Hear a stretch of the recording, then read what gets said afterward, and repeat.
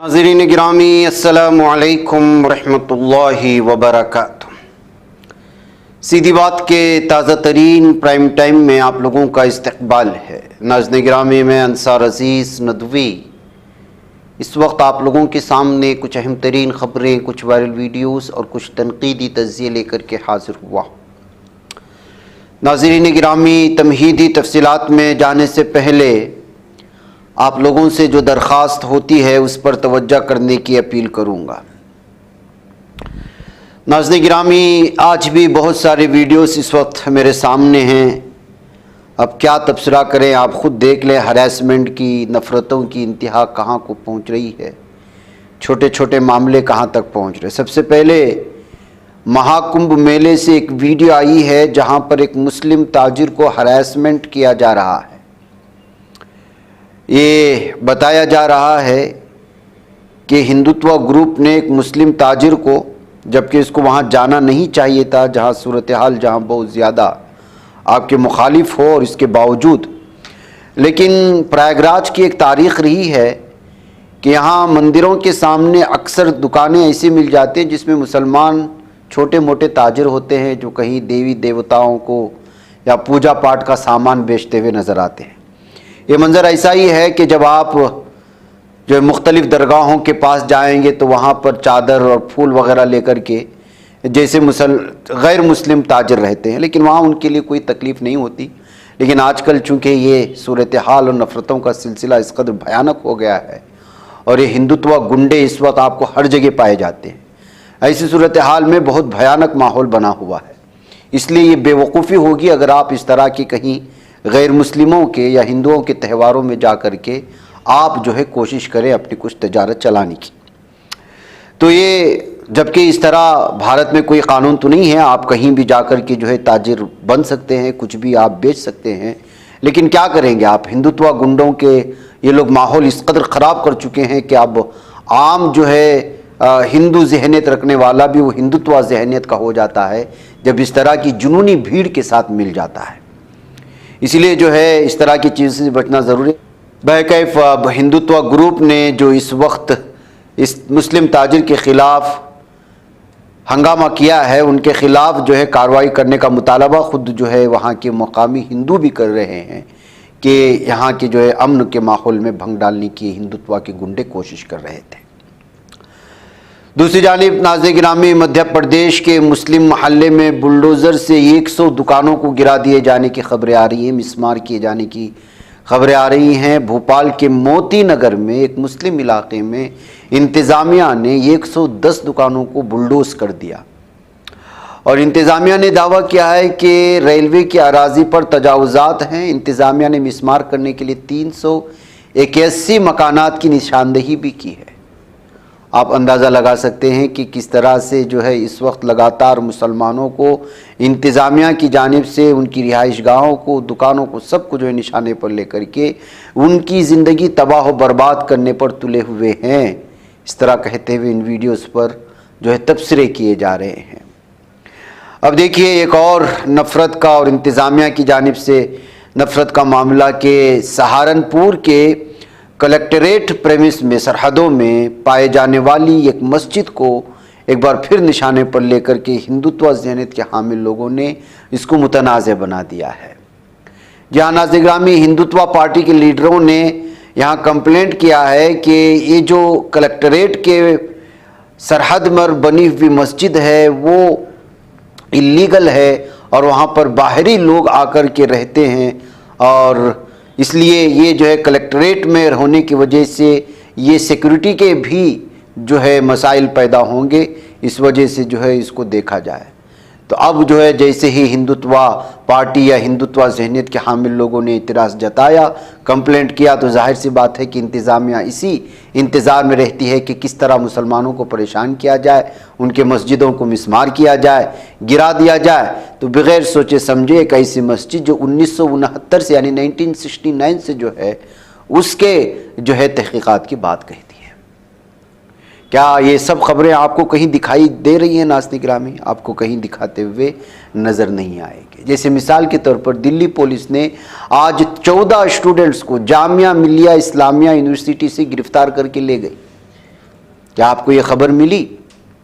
खबर नहीं मिली होगी भी तो जो है उतने बड़े पैमाने पर नहीं। लेकिन नाइंसाफ़ियों के सिलसिलों का ये सिलसिला जो मैं इस वक्त आप लोगों के सामने अलग अलग वीडियोस के हवाले से आपके सामने पेश कर रहा हूँ, मेरे पिछले प्राइम टाइम भी उठा लें, आज के भी देख लें, ये वो खबरें हैं जिन खबरों को या तो दबा दिया जाता है, लोगों के सामने लाया नहीं जाता, लेकिन मुसलमान और अक़लियतों के ख़िलाफ़ एक नाइंसाफ़ी का सिलसिला लगातार जारी है। ये कहते हुए इन वीडियोस को सोशल मीडिया के मुख्तलिफ वो ख़ास ट्विटर हैंडलर्स कहें या ऐसे लोग जो है बोलने के लिए निडर माने जाते हैं, उनके यहाँ से ये चीज़ें पेश की जाती हैं। नाज़रीन गिरामी, अब खबर ये आ रही है कि ये सिर्फ तलबा को जो गिरफ़्तार कर लिया गया है, उन्होंने जामिया के एडमिनिस्ट्रेशंस के ख़िलाफ़, नाइंसाफ़ी के ख़िलाफ़ जो है वो यहाँ पर एहतिजाज कर रहे थे। इसी को लेकर के इंतज़ामिया ने पुलिस को जो है फ़ोन कर दिया या उन पर कंप्लेंट कर दी, तो 14 स्टूडेंट्स को हिरासत में लिया गया। दरअसल 2019 में जामिया यूनिवर्सिटी में सीए के खिलाफ एहतिजाज के दौरान पुलिस ने लाठीचार्ज किया था और फायरिंग भी की थी। कुछ तलबा इस वाक़े की बरसी मनाना चाहते थे, लेकिन यूनिवर्सिटी इंतज़ामिया ने उसकी इजाज़त नहीं दी। इसके बावजूद उन तलबा ने अपने दीगर दोस्तों के साथ प्रोग्राम करने पर इसरार किया, जिसके बाद यूनिवर्सिटी ने उन्हें वजह बताओ नोटिस जारी किया। तसल्ली बख्श जवाब ना मिलने पर यूनिवर्सिटी इन तलबा के खिलाफ कार्रवाई करने के मूड में थी, जिसके बाद इन तलबा ने एहतिजाज किया। एहतिजाज के दौरान यूनिवर्सिटी की मेवाती स्टूडेंट्स यूनियन के तलबा के दरमियान तसादुम हुआ, जिसके बाद पुलिस ने इस मामले में एफआईआर दर्ज कर ली। फिलहाल यूनिवर्सिटी इंतज़ामिया ने 14 तलबा को यूनिवर्सिटी कैंपस से बाहर निकालकर पुलिस के हवाले किया और पुलिस ने उन्हें अपनी तहवील में ले लिया है। ये सूरत हाल है नाज़रीन गिरामी, जामिया मिलिया इस्लामिया में घुस कर के किस तरह जुल्म व सितम की इंतहा कर दी गई थी, वो सारी चीज़ें आप लोगों के सामने हैं। ऐसे में उसकी बरसी बनाए जाने, उसकी याद में, ताकि मजलूमों को इंसाफ मिल सके, इसलिए ये तलबा चाहते थे। लेकिन जाहिर सी बात है कि जो सूरत हाल पैदा हुई वो आप लोगों के सामने है। नाज़रीन गिरामी, एक बिल्ली ने जो हंगामा मचाया तो नफ़रत फैलाने वालों को नफ़रत करने का मौका मिल गया। हैदराबाद की उस मंदिर की कहानी कल हमने आप लोगों के सामने रखी थी कि एक मंदिर में, हनुमान मंदिर में गोश्त मिलने के बाद सूरत हाल इस कदर बिगड़ गई कि पूरे इलाके को जो है पुलिस के सिक्योरिटी में देना पड़ा। जाहिर सी बात है कि मंदिर और उसमें गोश्त मिले और वो भी हैदराबाद में, और राजा सिंह जैसा नफरती सौदागर ये नफरत ना फैलाए और हिंदुत्व तंजीमें रास्ते में आकर के इसका पूरा फ़ायदा ना उठाएं, ये कैसे मुमकिन हो सकता है? ऐसे ही हुआ, यहाँ तक कि जो हिंदुत्व तंजीमें जमा हुई, राजा सिंह जैसा नफरती शख्स भी जमा हुआ और वहाँ पर नफरत फैलाने की पूरी कोशिशें करने लगा। ऐसे में जो है पुलिस ने सीसीटीवी फुटेज को, जो मंदिर में तो सीसीटीवी कैमरे थे नहीं, लेकिन आसपास के सीसीटीवी कैमरे जब छानबीन की और पता चला कि आखिर मामला क्या है, तो पता चला कि बिल्ली ने किसी घर से गोश्त उठा करके, और वो भी बकरे का, ला करके मंदिर के अंदर घुसती हुई नजर आई है। अब आप अंदाज़ा लगाएं, एक बिल्ली कहीं से गोश्त उठा करके मंदिर के सामने या मंदिर के अंदर ला करके फेंक देती है, उसका इल्ज़ाम मुसलमानों पर लगता है, तो हिंदुत्व तंजीम में तहकीक और तफ्तीश करने से पहले ही मुसलमानों के ख़िलाफ़ माहौल बनाने के लिए एहतिजाज करना शुरू कर देते हैं। इस वक्त इससे आप अंदाज़ा लगा सकते हैं कि किस तरह से छोटे छोटे मामले को लेकर के मुसलमानों के ख़िलाफ़ माहौल बनाने के लिए ये हिंदुत्व तंजीमें ये कदम पर खड़े हुए नज़र आते हैं। नाज़रीन गिरामी, वक्फ बिल तारीख़ में सियाह हरूफ में लिखा जाएगा। जेपीसी रिपोर्ट पार्लियामेंट में रखे जाने से कबल कांग्रेस का तल्ख तबसरा भी सामने आया और मुख्तलिफ लीडरान ने आज जो है इस मामले को, बहुत ज़्यादा हंगामा हुआ और हंगामे के बाद जो है पार्लियामेंट के इस सेशन को अगले महीने तक जो है वो मुलतवी भी कर दिया गया है। लेकिन ओम बिरला ने इख्तिलाफी नोट शामिल करने की भी इत्तला दी है। राज्यसभा के बाद लोकसभा में भी जेपीसी रिपोर्ट पेश हो गई। अब देखना यह है कि इस सिलसिले में क्या होता है और इस बिल को पेश किए जाने के बाद अपोजिशन लीडरान ने क्या कुछ कहा, असदुद्दीन ओवैसी ने क्या कहा और मुख्तलिफ दीगर अपोजिशन के लीडरान ने क्या कहा, ये सारी वीडियोस हम आपके सामने रखेंगे और आपको सुनाएंगे। लेकिन ख़बर ये भी आ रही है इस बीच के अब जो है इस बिल को पेश करने के ख़िलाफ़ जमीयत उलमा ने सुप्रीम कोर्ट का दरवाज़ा भी खटखटाया है और ये पूरा का पूरा गैर कानूनी है और मुसलमानों के जो है हक़ पर, उनकी ज़मीन पर हमला करने, घपला करने और उस पर दबाए जाने और उनको उनके हुकूक से महरूम करने की साजिशें हो रही हैं। ये कहते हुए इस वक्त जो आज जेपीसी की रिपोर्ट जो पेश की गई और उस पर जो हंगामा आराइयाँ हुई, उसके बाद जो है सारी चीज़ें सामने आ रही हैं। बहरकैफ इस वक्त जिस तरह के इस बिल के पेश किए जाने के बाद और वहाँ जो कुछ बहस हुई, उसकी कुछ चीज़ें हम आप लोगों के सामने यहाँ छोड़ते हुए जा रहे हैं। जाहिर सी बात है कि कल रात में ही मैंने इस बात की इत्तला कल भी आप लोगों के सामने पेश की थी, क्योंकि आज ये बिल पेश किया जाना था तो पहली मुस्लिम पर्सनल लॉ बोर्ड की मीटिंग कल रात तक चली और उसमें फैसले लिए गए कि अगर इस तरह का माहौल पैदा होता है तो किस तरह की जो है कानूनी शक्लें हैं जिससे हम इसका मुकाबला कर सकते हैं, उस पर गौर व खोज किया गया था। आज खबर जमीयत उलमा की जानिब से आ रही है कि वो जो है अदालत का दरवाज़ा खटखटाने जा रही है। ऐसे में अब जाहिर सी बात है कि अब ये तो फाइनल नहीं है, अब फिर इस पर बहस होगी जो कुछ भी होगा। लेकिन मरकज़ी हुकूमत की नीयत तो आप जानते हैं कि किस कदर जो है वो इतनी मीटिंगें चलने के बावजूद अपोजिशन की एक भी चीज़ मानने को तैयार नहीं हुई है। तो मतलब ये है कि वो पूरी तरह से इस वक्त जो है वक्फ बोर्ड की ज़मीन के हिफाजत के नाम पर तमाम ज़मीनों को मुसलमानों से छीनना चाहती है और मुसलमानों को एक खुसूसी इबादत से महरूम कर देना चाहती है। जिन लीडरान ने इस सिलसिले में बयानात जारी किए हैं वो आप यहाँ उसको सुने और मुझे इजाज़त दें। अस्सलाम वालेकुम रहमतुल्लाहि व बरकातहू। जो हमारे ऑनरेबल मेंबर्स ने भी कहा है जॉइंट वर्किंग कमेटी वक्फ के, मैं उससे एग्री करता हूं। एक बात आप समझिए कि ये वक्फ का जो बिल लाया जा रहा है ये सिर्फ और सिर्फ ना सिर्फ अनकॉन्स्टिट्यूशनल है, fundamental rights article 14, article 15, article 29 का ग्रेव वायलेशन है। ये वक्फ को बचाने के लिए नहीं है, वक्फ को मुसलमानों से छीनने के लिए, बर्बाद करने के लिए ये बिल लाया जा रहा है। और इसमें जो एडिशनल अमेंडमेंट्स जो बीजेपी और एनडीए ने पेश किए वो तो उसको और बदतर करता है। आप बताइए कि कैसे मुस्लिम वक्फ प्रॉपर्टीज में नॉन मुस्लिम को मेंबर रखा जाएगा, कैसे आप कलेक्टर एंड अबव ऑफिसर्स को पावर देंगे, कैसे कलेक्टर डिसाइड करेगा कोई वक्फ प्रॉपर्टी है या नहीं, कैसे आप ईवाईक्यू प्रॉपर्टीज को का सेक्शन खत्म कर रहे हैं, कैसे आप लिमिटेशन एक्ट को अप्लाई कर रहे हैं जो हिंदू धर्म के प्रॉपर्टीज के ऊपर, सिख धर्म के और क्रिश्चियन धर्म पर अप्लाई नहीं होता है। तो ये सिर्फ और सिर्फ ये सरकार आइडियोलॉजिकल बुनियाद पर मुसलमानों को अपनी वर्शिप से महरूम करने के लिए, क्योंकि वक्फ मुस्लिम समाज के लिए एक इबादत है, उसको छीनने के लिए ये बिल लाया जा रहा है। हम इसका कंडेम करते हैं। और दूसरे जो जेडब्ल्यूसी में ऐसे स्टेक होल्डर्स को बुलाया गया जिनको भारत के संविधान पे कोई भरोसा नहीं, जिनके ऐसे ऑर्गेनाइजेशन को बुलाया गया जिनके ऑर्गेनाइजेशन के मेंबर्स आतंकवादी केसेस में अरेस्ट हुए हैं, मर्डर चार्जेस उनके ऊपर हैं, ऐसे लोगों को बुलाया गया है और जल्दबाजी में ये जेडब्ल्यूसी की रिपोर्ट को दिया गया है।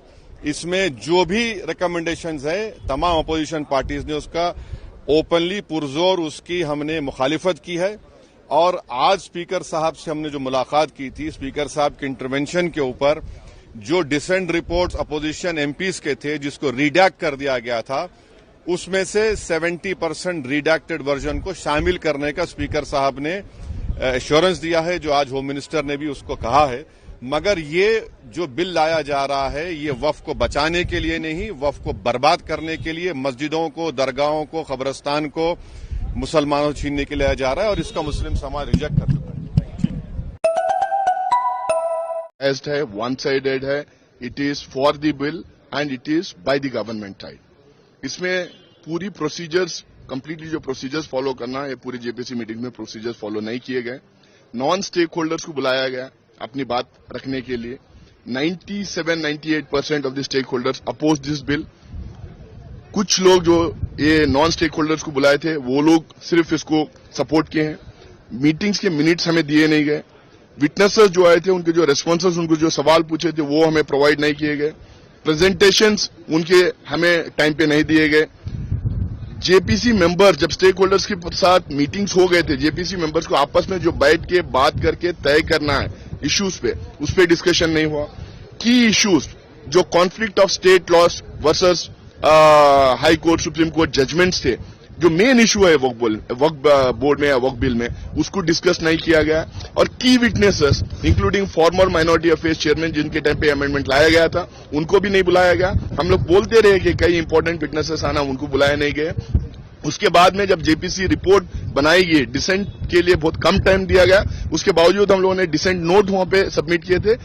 की parts of the dissent note Rajya Sabha members के और लोकसभा मेंबर्स के भी की part of the dissent note को रिडाक्ट किया गया है, पब्लिक डोमेन में है, ब्लर किया गया है। जब हम लोगों ने ये बात उठाई वहां पे, तो मिनिस्टर फॉर माइनॉरिटी अफेयर्स ने वहां पे झूठ बोला, ये बोला कि हम लोग कुछ भी रिडाक्ट नहीं किया है, जबकि पब्लिक डोमेन में है। इसको हमने डिमांड किया है कि वो ऑथेंटिकेट करें कि रिडाक्ट नहीं किया गया।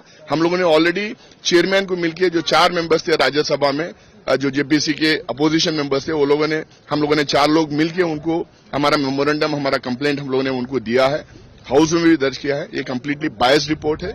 ये अलग अलग बोर्ड्स के, आज वक्फ बोर्ड है, कल गुरुद्वारा का रहेगा, परसों क्रिश्चियन कम्युनिटी का रहेगा, फिर मंदिरों का रहेगा।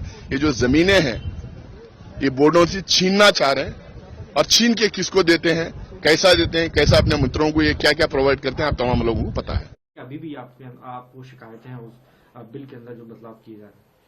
देखिए, वक्फ बिल जो है अब टेबल किया जा रहा है, ये पूरी तरीके से कानून का जो हमारे संविधान के अंदर हमें दिए हुए अधिकार हैं उनके ऊपर कुठाराघात है। और हमने बार बार पहले भी कहा और अभी भी कह रहे हैं, इतिहास के अंदर ये काले अक्षरों के अंदर लिखा जाएगा कि देश के अंदर रहने वाले अल्पसंख्यकों के अधिकारों को किस तरीके से कुचला जा सकता है। इसकी अगर प्रकाष्ठा देखनी है तो वक्फ का जो बिल ला रहे हैं या कानून जो बनाने जा रहे हैं, इसको देख लीजिए कि देश के अल्पसंख्यकों के साथ किस प्रकार से अत्याचार किया जा सकता है। हम बातें रखी, हमने जो डिसेंट नोट दिए वो डिसेंट नोट भी उड़ा दिए इन्होंने। मतलब इन्होंने तो सारी की सारी जो प्रक्रिया हैं उन प्रक्रियाओं को भी ध्वस्त कर दिया। हमारे डिसेंट नोट उड़ा दिए, जो हमने डिसेंट दिए हैं वो डिसेंट भी उड़ा दिए। तो ये तो हमने तो सारी बातें कही हैं। अब ये इन लोगों ने क्या कराया क्या नहीं कराया तो आज दिखाई दे रहा है सब। ये तो एक तरह से मनमानी है और अपने एजेंडे को चलाने के लिए देश के अंदर अल्पसंख्यकों को टारगेट कर करके अपना एजेंडा इनको चलाना है, वो चला रहे हैं। रिपोर्ट को टेबल किया गया है, जेबीसी की जो रिपोर्ट है, और उसमें कुछ भी जो डाउट्स थे जिस वजह से जेपीसी का गठन हुआ था कि जो भी माइनॉरिटीज के मन में जो भी संदेह हैं उनको क्लियर किया जाएगा और उनकी जो आपत्ति है उसका संज्ञान लेकर सही से बिल को दोबारा अमेंड किया जाएगा। लेकिन जो हमें अभी जेपीसी के जो विपक्ष के मेंबर्स थे उनसे जो जानकारी मिली है कि जो डिसेंट नोट्स थे उनके, उन्हें भी एडिट किया गया है और बिल्कुल अनडेमोक्रेटिक वे से पूरी जेपीसी का जो कार्य हुआ है, तो उसके हम विरोध में, इस रिपोर्ट के विरोध में, बिल के विरोध में पहले से हैं। ये बिल अनकॉन्स्टिट्यूशनल है और माइनॉरिटीज के राइट पर अटैक है। Item number 24 जगदीबा Pal.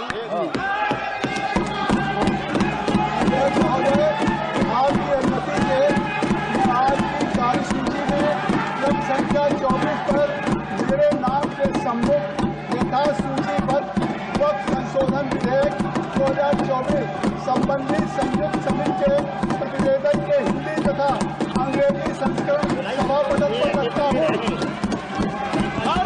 I know, sir. Family of the deceased. I know, sir, you'll walk out. And Nimishta Priya's family. Yes. Sir, let them walk out, sir. I will ask the question. Yes, Jaram, yes, you know it. You know it more than I do. I am asking. Yes, don't ask. But honorable members. Sir. One second. John Bitas.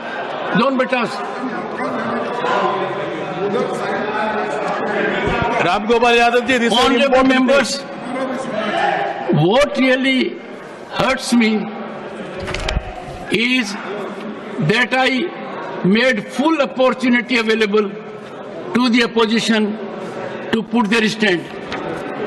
Am I right, Bhupender ji? Full opportunities were given to them. And there is no reason for them to walk away from their constitutional obligation. They are not walking out from the house. And the entire nation is worked up with Waqf. entire nation is looking up to the parliament to find a resolution to this issue. John Bitta, supplementary number 1. Sir, thank you very much, sir. You have been here enough. Do you want me to take ultimate action? Take your seat. You are forcing me. You are not only forcing, the consequences are severe. Please, take your time. Persuade him. Someone should persuade him. Persuade him. Namdo. I get your point.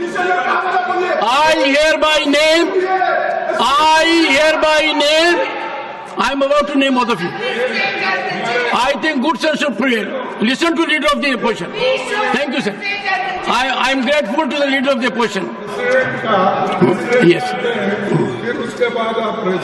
ठीक है.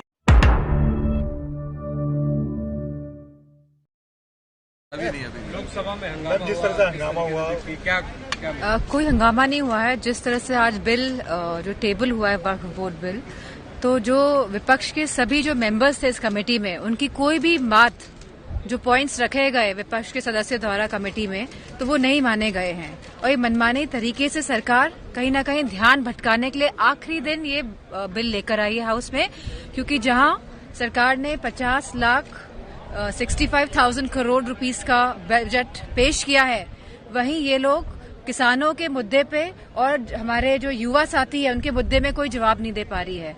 तो कहीं ना कहीं ध्यान भटकाने की राजनीति को देखते हुए ये बिल आज टेबल हुआ है और किसी भी विपक्ष मेंबर्स की बात में नहीं मानी गई committee.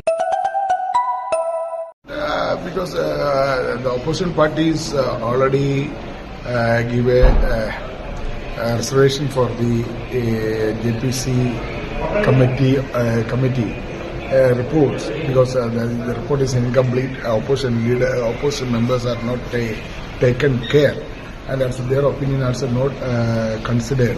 So that's why the opposition members from the JPC met a speaker. This report is incomplete. Do not accept this report, but compel to the government, compulsion of the government. So today the report is tabling, but we will oppose the tabling of the JPC bill today. देखिए, bill के संबंध में जो हम लोगों की सुझाव था, विपक्ष का जो सुझाव था, उसको टोटली इग्नोर किया गया. और टोटली इग्नोर किया गया ये इसलिए किया गया है, बिल को पेश किया गया है कि आज देश के सामने तमाम समस्याएं हैं. आज हमारे किसान की समस्या है, हमारे करोड़ों नौजवानों के रोजगार और सरकारी नौकरी का सवाल है, चीन की जमीन जो हमारे देश की है, चीन ने उस पर सवाल है, देश के हमारे सेना के जवानों का सवाल है. इस पर से ध्यान हटाने के लिए इस तरह का बिल लाया गया है. इस बजट में जो बजट पेश हुआ है, इस बजट में किसानों के लिए, जो हमारे देश की आत्मा है, अन्नदाता है, उसके लिए कुछ नहीं है. हमारे देश के जो नौजवान हैं, देश की दौलत है. किसी देश की दौलत हीरा जवाहरात सोना चांदी नहीं हुआ करता. देश की दौलत वहाँ के नौजवान इंसान हैं.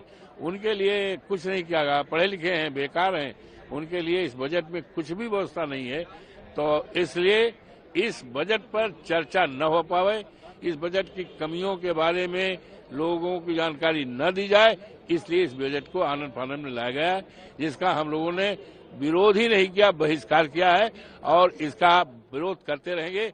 किसी भी कीमत पर इस बिल को पास नहीं होने देंगे.